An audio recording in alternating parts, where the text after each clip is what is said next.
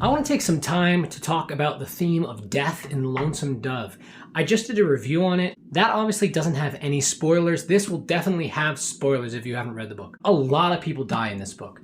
It is almost like Game of Thrones level, but what I find really interesting is the way that McMurtry deals with those deaths varies wildly. I have kind of a rule of thumb when you're trying to determine if a character is dead in media, especially like in movies or in TV shows, it's that you don't waste a death. Often in a TV show especially, they'll imply that someone's going to die, but then they'll cut off right beforehand. That person's not dead because you don't waste the emotional weight of a death. If you're going to kill off a main character, you're going to use that death for its emotional weight, generally. That rule of thumb is helpful when reading Lonesome Dove because he kind of uses it, but kind of doesn't. And you can see what he's trying to tell us about certain characters based on how much he emphasizes their death. The two most obvious examples of this are going to be when Elmira dies and then when Gus dies. So when Elmira dies, we don't even see it. Her husband doesn't even see it. It's off camera, so to speak. It's just mentioned and then boom, that's pretty much it. But then when Gus dies, not only do we experience him getting injured, we experience him getting to town, we experience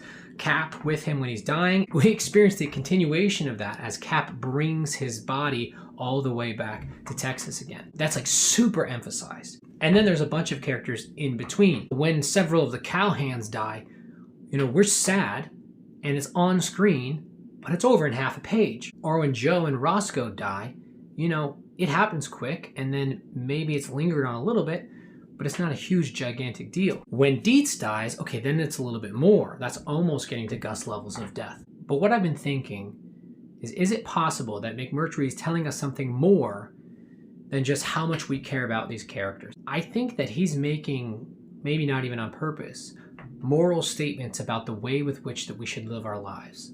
That we should live our lives in a way where people care more about us when we die. It's better to live like Gus than to live like Elmira. We also get this quote about Dietz. He had known several men who blew their heads off, and he had pondered it much.